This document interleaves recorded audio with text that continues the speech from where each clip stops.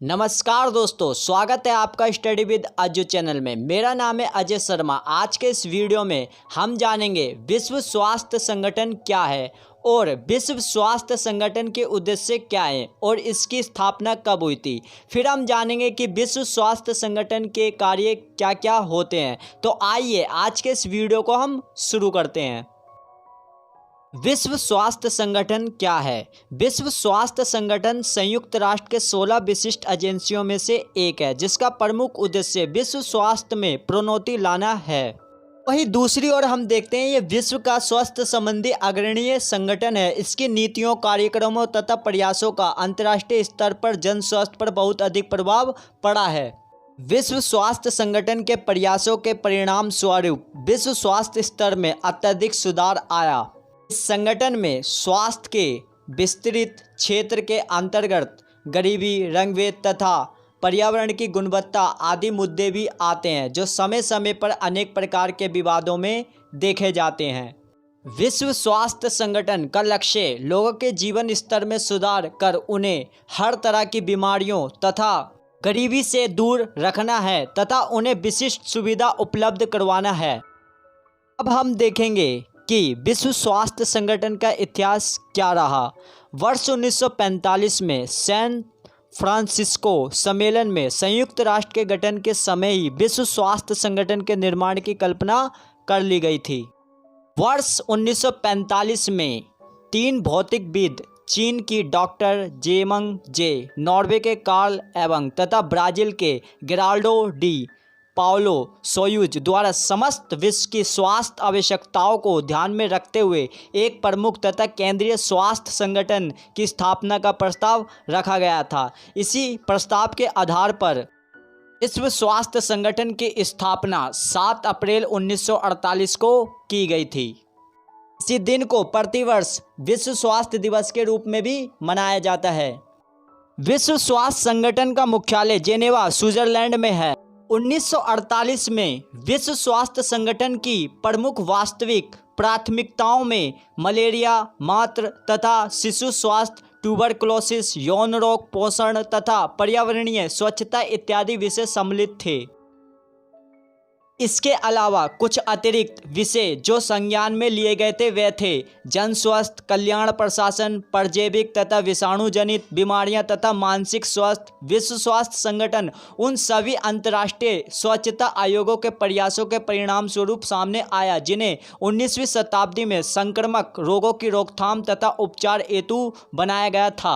जहां एक तरफ पूर्व में बनाए गए संगठनों का उद्देश्य किसी संक्रामक रोगों को एक विशेष राष्ट्र अथवा क्षेत्र से बाहर रखना होता था, वहीं दूसरी तरफ विश्व स्वास्थ्य संगठन का उद्देश्य किसी संक्रामक बीमारी को जड़ से खत्म करना होता है, फिर चाहे वे विश्व के किसी भी राष्ट्र अथवा भाग में फैली हो। 21वीं शताब्दी के प्रारंभ में विश्व स्वास्थ्य संगठन की इमरजेंसी टीम, जिसमें कि कुशल डॉक्टरों को शामिल किया गया होता है, को किसी नई संक्रमणशील बीमारी जैसे कि श्वसन संबंधी रोग, फ्लू इत्यादि वाले क्षेत्रों में उपचार हेतु भेजा गया। विश्व स्वास्थ्य संगठन अपने सदस्य राष्ट्रों में स्वास्थ्य सुविधाएं बेहतर बनाने के लिए स्वास्थ्य सेवाओं तथा केंद्रों आदि का निर्माण भी करवाता है। आइए अब हम देख लेते हैं कि विश्व स्वास्थ्य संगठन के कार्यक्रम कौन कौन से हैं, जिसमें कि हम पहले जो देखते हैं जो कि स्वास्थ्य व शिक्षा से रिलेटेड है। फिर दूसरे नंबर पर हम देखते हैं भोजन, खाद्य सुरक्षा एवं पोषण से रिलेटेड। फिर तीसरे नंबर पर हम देखते हैं स्वच्छ जल एवं आधारभूत स्वच्छता से रिलेटेड होता है। फिर फोर्थ नंबर पर हम देखते हैं टीकाकरण। फिफ्थ नंबर पर देखते हैं जो कि है स्थानीय रोगों की रोकथाम तथा उपचार। फिर सिक्स्थ नंबर पर हम देखते हैं सामान्य बीमारियों तथा घाव का इलाज। फिर सेवन्थ नंबर पर देखते हैं जो कि है अनिवार्य दवाओं की उपलब्धता इत्यादि।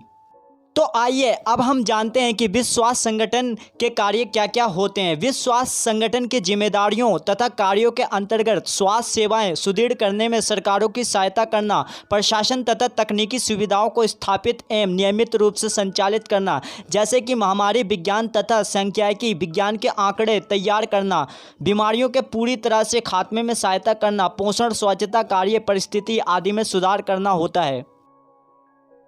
इसके अलावा पर्यावरण स्वच्छता में सुधार करना, वैज्ञानिक तथा कुशल व्यक्ति समूह के मध्य सहयोग स्थापित करवाना, स्वास्थ्य सुधार से संबंधित अंतर्राष्ट्रीय सम्मेलनों तथा समझौतों को प्रस्तावित करना, शोध अनुसंधान करना, भोजन तथा फार्मास्यूटिकल उत्पाद संबंधी अंतर्राष्ट्रीय मानकों का निर्धारण करना तथा स्वास्थ्य से जुड़े मामलों में लोगों को सूचित करना तथा जागरूक बनाना कि विश्व स्वास्थ्य संगठन के अहम कार्य हैं।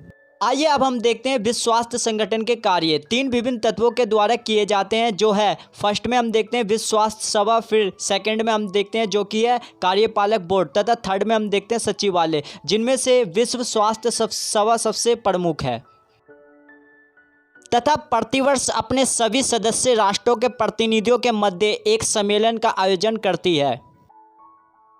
वास्तव में विश्व स्वास्थ्य संगठन एक अंतर्राष्ट्रीय सहयोगी संगठन है जो कि विश्व की स्वास्थ्य परिस्थितियों पर अपनी नज़र रखती है तथा विभिन्न राष्ट्रों के स्वास्थ्य स्तर को ऊपर लाने के लिए प्रयास करती है, जिसमें कि समस्त विश्व समुदाय की स्वास्थ्य दशाओं को बेहतर किया जा सके। अब हम देखेंगे विश्व स्वास्थ्य संगठन की उपलब्धियां तथा बाधाएं क्या क्या रही है। 20वीं शताब्दी के अंत तक हुए अत्यधिक आर्थिक विकास तथा वैज्ञानिक उन्नति के फलस्वरूप वैश्विक स्वास्थ्य में असाधारण सुधार देखने को मिला। इस सुधार को लाने में विश्व स्वास्थ्य संगठन द्वारा आधारभूत तथा केंद्रीय भूमिका निभाई गई। विश्व स्वास्थ्य संगठन द्वारा अपनाई गई नीतियाँ तथा सदस्य राष्ट्रों में तकनीकी सहयोग आदि की मदद से ये सुधार मुमकिन हो सका। वर्ष 1955 की जीवन प्रत्याशा 48 वर्ष से बढ़कर वर्ष 1985 तक आते आते 69 वर्ष तक पहुंच गई। इसी दौरान शिशु मृत्यु दर प्रति हजार में 148 से घटकर 59 पर पहुंच गई। सबसे अधिक जनसंख्या वाले राष्ट्रों में जनसंख्या वृद्धि दर आश्चर्यजनक रूप से कम हुई। वहीं चेचक जैसी प्राचीन घातक बीमारियों का प्रभाव काफ़ी हद तक कम हो गया है। आज पोलियो बीमारी भी अपने खात्मे की कगार पर पहुंच चुकी है। विश्व स्वास्थ्य संगठन द्वारा आयोडीन युक्त नमक के प्रयोग की पहल द्वारा आयोडीन की कमी से होने वाली बीमारियों को दूर किया गया है, जो कि बच्चों की दृष्टि तथा मस्तिष्क में होने वाली अनेक प्रकार की बीमारियों का प्रमुख कारण था।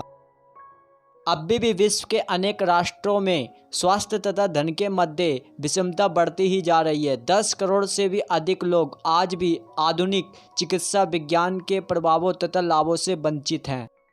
विश्व में प्रति 5 में से 1 व्यक्ति के पास उचित स्वच्छ पेयजल की व्यवस्था नहीं है।